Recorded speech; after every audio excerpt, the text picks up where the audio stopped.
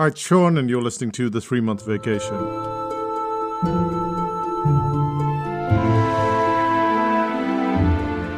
Around 2009, we had a unique problem.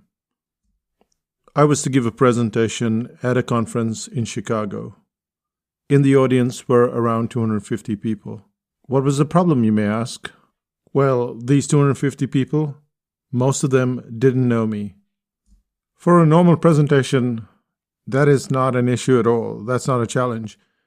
But this presentation involved us trying to sell both the membership at 5000 BC as well as the brain audit. 2 products, or 1 product and 1 service in one go, to what seemed like a bunch of strangers. To be fair, there had been some calls before the event, so it wasn't like I was a complete stranger. However, the event was over 2 or 3 days, and there were many speakers. When you're an audience member and you have all of these different speakers, it's hard to pin down who you're going to listen to and where you're going to invest your money. But before I started the speech, I do what I tend to do whenever I'm in front of an audience, and that is to give them my philosophy, my way of life.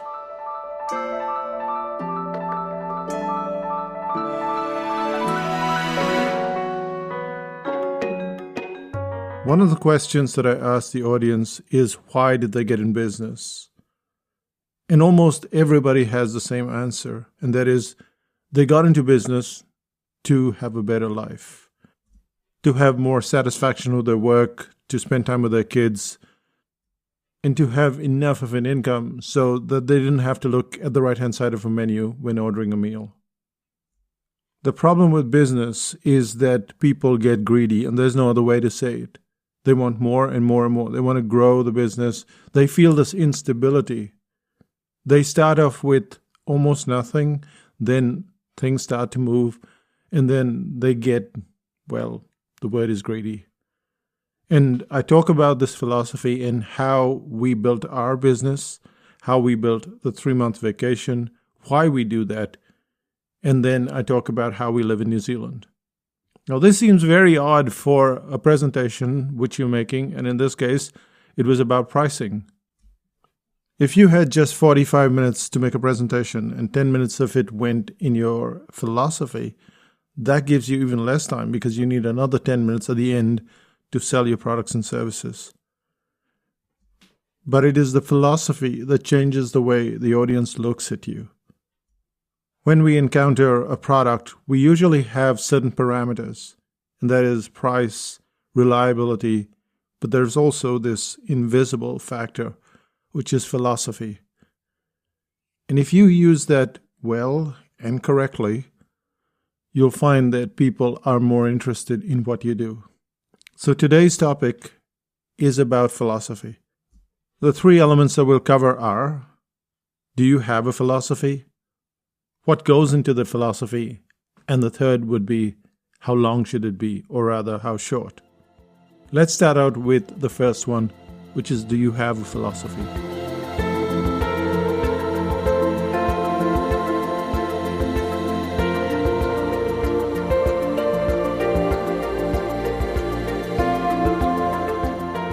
As you probably know, I started out as a cartoonist back in Mumbai, India. And I do a lot of work for clients and was considered generally reliable. But the problem that I had was I had no philosophy. People didn't know why they would hire me. But I wasn't so astute about marketing back then. However, when we moved to New Zealand in the year 2000, that's when we had to make a new start. And it's usually when you make a new start that you have the chance to reboot, to refresh, reset whatever you've been doing. And when we got here, we realized that we were doing almost the same thing that we were doing in India, which is we were working, we were doing exactly the same thing. We were just in a different country, earning a different currency, and that was it. That's when we sat down and we figured out we're going to have a different life. And that is, we're going to work for 12 weeks and then take a month off. And this was way back in 2004, when our business was relatively young and You could say just above struggling, we were okay, but we decided that's what we're going to do. And usually the brain is a very cool tool in the sense that when you decide what you're going to do, it will then reset everything or reformat, as the case may be, and help you achieve that goal. But it has to be based on some kind of philosophy. And my thinking back then was that if I'm tired all the time, I can't help my clients. And that if I don't have enough downtime, I'm not going to read. I'm not going to upskill myself. And that, again, affects me and my clients. And to me, as radical as it sounded, it was important to have those levels of downtime where I rest and refresh. And that's what happens in those holidays. We go away, the mind gets clear, we come back. But even at the end of the year, when we don't go away, that's when I'll read and watch History Channel and do all kinds of things that enable me to do the courses, to do all the stuff that we do through the year.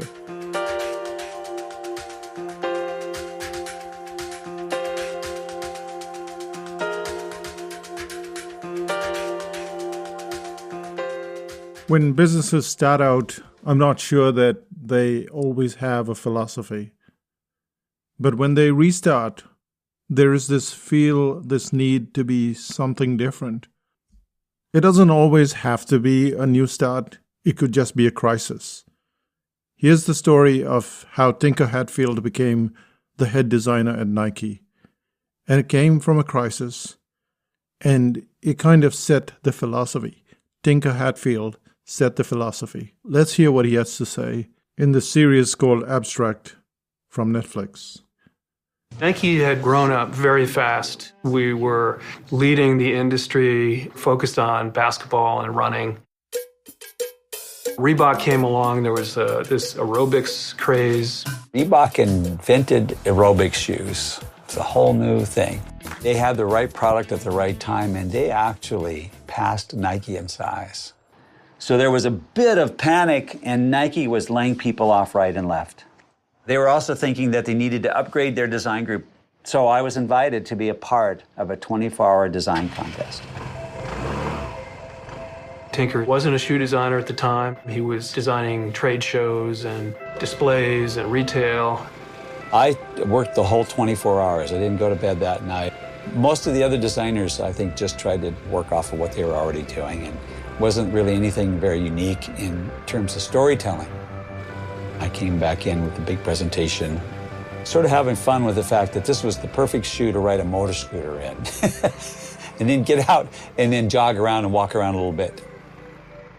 2 days after the competition, I wasn't even asked. I was told that I was now a footwear designer for Nike.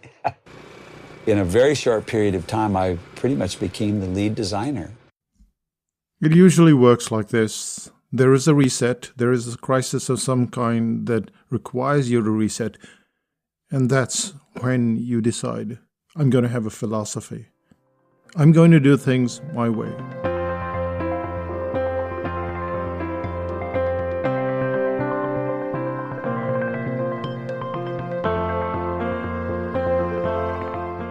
In 1976, Anita Roddick started up Body Shop. Officially known as The Body Shop, it was one of the first companies to campaign against animal testing in the cosmetics industry. The company's products were never tested on animals. And what they did was actively campaign for a ban on all animal testing. Now, they did other things as well. They supported community trade and activated self-esteem. They were committed to defending human rights and social justice.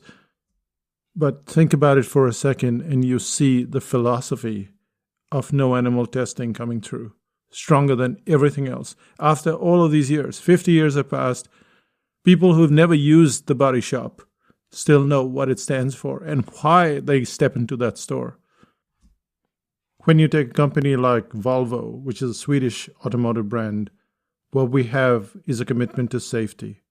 So they believe that their cars should protect not only the occupants, but other road users. And so they have a long history of pioneering features such as the 3-point seatbelt, which they designed and they gave away free to everybody else. Every time you snap that seatbelt on, every time you curse and say, why do I have to put this on? That's the thing that saves lives. Year after year, whenever you hear of accidents, people flying through the windows, that's because they don't have the seatbelt. Volvo did that. They didn't have to do it. That was their philosophy. We're going to protect the people in the car. We're going to protect the people on the road. And that's kind of where philosophy comes from. It comes from this deep-rooted belief of I'm here to create some meaning. And if you look at the 3-month vacation, it doesn't sound like anything except something very selfish, but it is rooted in the belief that if I'm tired, if I'm not upskilled, then I can't help my customers as well as I know I can. So we have to create this level of meaning and what we want to bring to this world and to our work, which takes us to the second part, which is how do we go about creating this philosophy?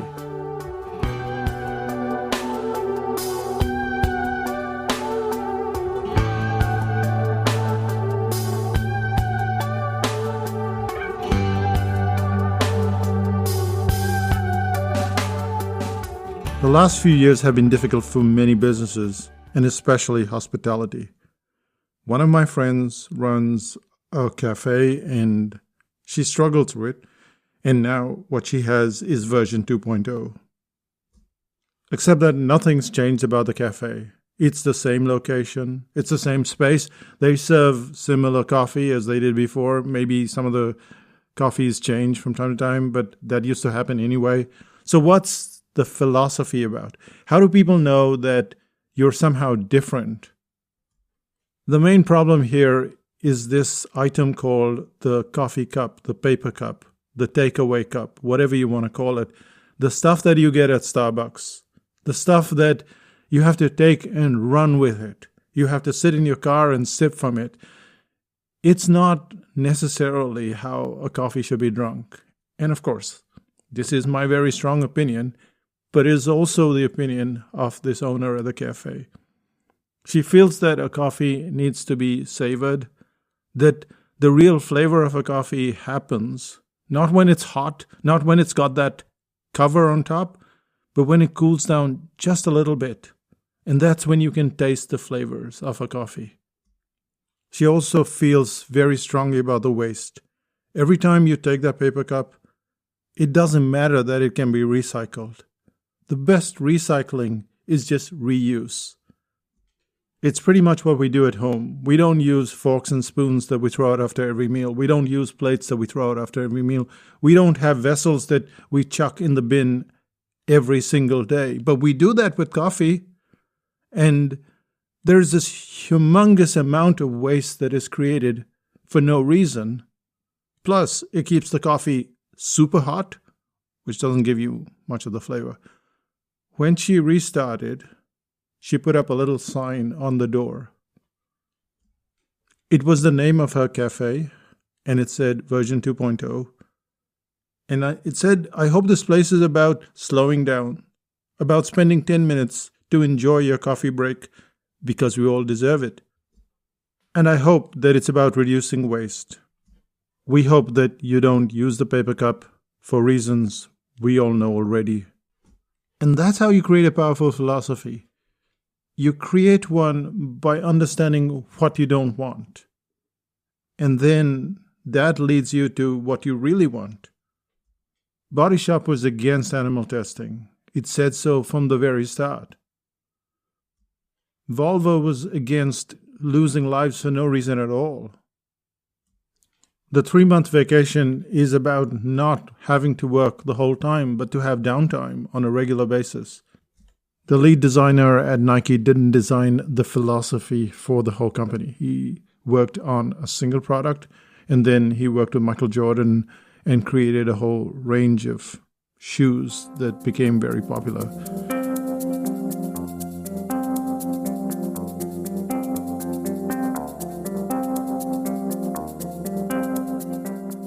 However, if you're wondering how do you go about it, then think of the things that annoy you a lot. Think of the one thing that annoys you a lot. And you can very often create your philosophy based on that one thing. In the last episode, we talked about uniqueness and how every company has 2, 3, 4, 16, 25 features. You can't get that message across to people. It's a real struggle. Understanding that people can handle one thing and that you can take that one thing and elaborate it in greater detail. That's what you want to do. That's what you really want to do, because when you take that one thing that annoys you and then turn it into something positive that people feel very strongly about, then they choose to buy your products and services even without knowing what's inside. Which is why we were able to sell the Brain Audit and 5000 BC. They'd never seen it before. They'd never seen me before. But standing on that stage, the resonance was created by the philosophy, not by the presentation, not by the sales pitch, not by the testimonials, but by the philosophy. And this is an underlying uniqueness factor. It's not the uniqueness, it's what drives you and what sustains you that people see. And a lot of businesses don't have it. Or if they have it, they don't talk about it, which is the same thing. It's pointless if you have a philosophy and you don't use it, and use it well. And with that, we come to the third part, which is, how long should your philosophy be? I'm going to keep this really short.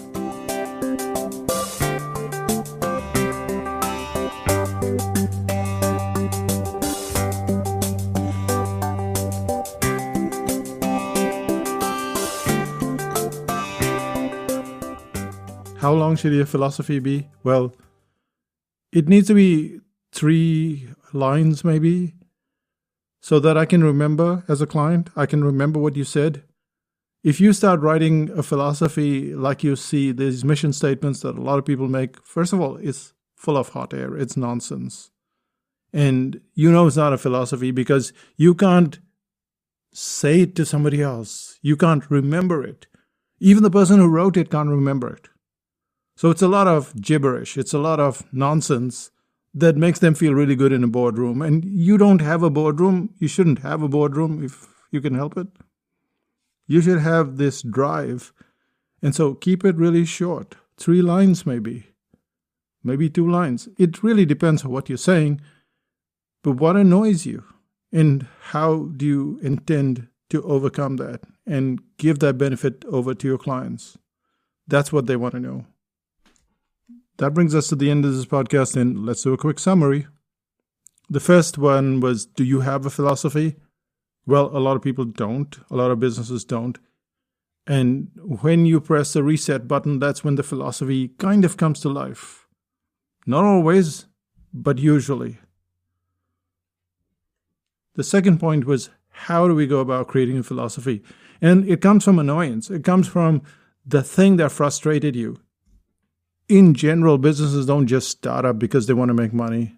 They start up because they have a certain drive to create something different, something better. You want to communicate that information, which is what the third part of today's podcast was about. Just because you have the information, don't dump the whole truck on me. Make sure that it's just a few lines and that I can remember it, because I'm going to tell someone else about it and they're going to tell someone else about it. And you don't want it to be this huge mission statement, which is rubbish. So what's the one thing that you can do today? And that is to look at the thing that annoyed you. Ironically, the owner of the coffee shop, the paper cup annoys her. That one thing that people ask for all day long, that annoys her the most, because it represents not savoring the coffee. The coffee's too hot. It's just a waste of paper and plastic endlessly. And so that annoys her a lot. And so she's built her philosophy, her version 2.0, on that paper cup. In fact, she even has many cups there that people can take to their office when they can just rinse and bring back. They don't have to wash it. She'll wash it for them. It shows you how deeply she cares about the philosophy that she has. And I guess you can do that too. So that's the end of this podcast. Let's find out what's happening in Psychotactics land.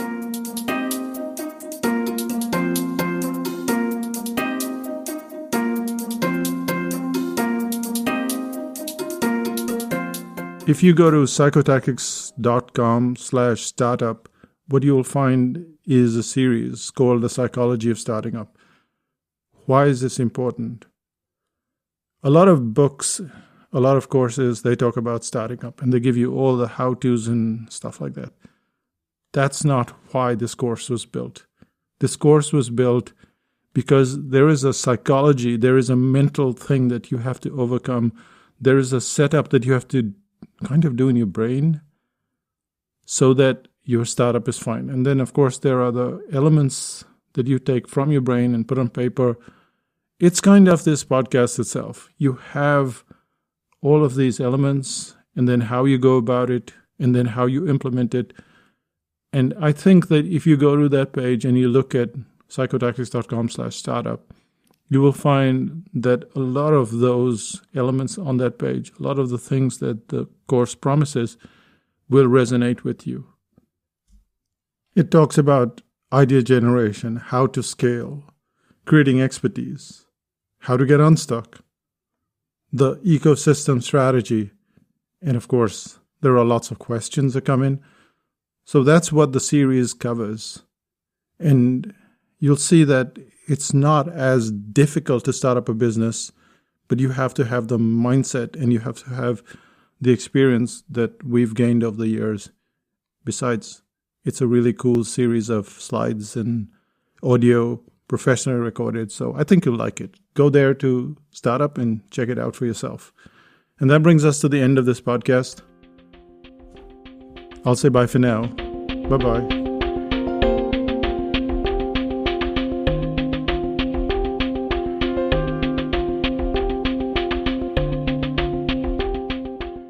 Still listening? We were at this event in Chicago, the one I was telling you right at the start of this podcast. And we had made this time-limited offer. It was that when Renuka left the room, the offer was no longer available. Well, someone got up, left the room, and ran out like crazy. And we didn't know what had happened. And before Renuka left the room, he was back. He was one of the last people to pay for that bundle that we were offering, which is the Brain Audit and 5000 BC. And Renuka was curious. Why did he stand up? Why did he leave the room? Why did he run out? And he said that when I came to this event, I'd already spent quite a bit of money on it. And I'd promised myself that I was not going to buy anything. And to keep that promise, I had to keep my credit card in the room in the third drawer, locked with a key. And when I listened to what you had to say on stage, and when I heard the presentation, so I had to run down the corridor, go in the escalator, run to the room, open the door, open the drawer, do that whole sequence, come back, and make sure that I was part of whatever it is that you're doing. And that's the key. Whatever it is that you're doing, when you have a philosophy, that's what people want to be part of. It's a uniqueness that goes above marketing. It is the whole reason why you run your business. That's it from me, and I'll see you in 5000 BC, where the philosophy is be kind, be helpful, or be gone. Bye-bye.